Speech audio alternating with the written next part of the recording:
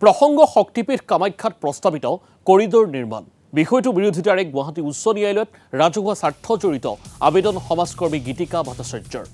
আবেদনৰ ভিত্তিত উচ্চ ন্যায়ালয়ত অব্যাহত আছে বিচাৰ তাৰ মাজতে চৰকাৰৰ শেহতীয়া স্থিতিক লৈ ক্ষুণ্ণ হৈছে সমাজকৰ্মী বিষয়টোৰ ক্ষেত্ৰত চৰকাৰে ন্যায় ব্যৱস্থা ভেঙুচালি কৰাৰ গুৰুত্বৰ অভিযোগ উত্থাপিত হৈছে চৰকাৰে মন্দিৰৰ গৰ্ভগৃহত থকা প্ৰবাহমান জলধাৰা হ'ব অন্যান্য বিষয় সম্পৰ্কে আদালতত পূৰ্বতে দিয়া শপতনামা সলনি কৰাৰ অভিযোগ চৰকাৰে পূৰ্বে শপতনামা দিছিল যে প্ৰবাহমান জলধাৰাৰ লগতে অন্য বিষয়ক লৈ এক জিঅ' হাইড্ৰলজিকেল সাৰ্ভেৰ বাবে আইআইটি গুৱাহাটীৰে বুজাবুজি চুক্তি কৰিব আইআইটি গুৱাহাটীয়ে সম্পূৰ্ণ তথ্য সংগ্ৰহ কৰি প্ৰতিবেদন দিয়াৰ পিছতহে কৰিডৰ নিৰ্মাণৰ বিষয়টো আগবাঢ়িব কিন্তু বিগত 24 জুলাইত পুৰণি শপতনামা সলনি কৰি দাখিল কৰে আন এক শপতনামা এই শপতনামা অনুসৰি আইআইটি গুৱাহাটী নহয় লোকনিৰ্মাণ বিভাগেহে কৰিব এই সাৰ্ভে লোকনিৰ্মাণ বিভাগ জিঅ' হাইড্ৰলজিকেল সাৰ্ভেৰ বাবে উপযুক্ত নহয় বুলি ক্ষুণ্ণ হৈ পৰিছে সমাজকৰ্মী গীতিকা ভট্টাচাৰ্য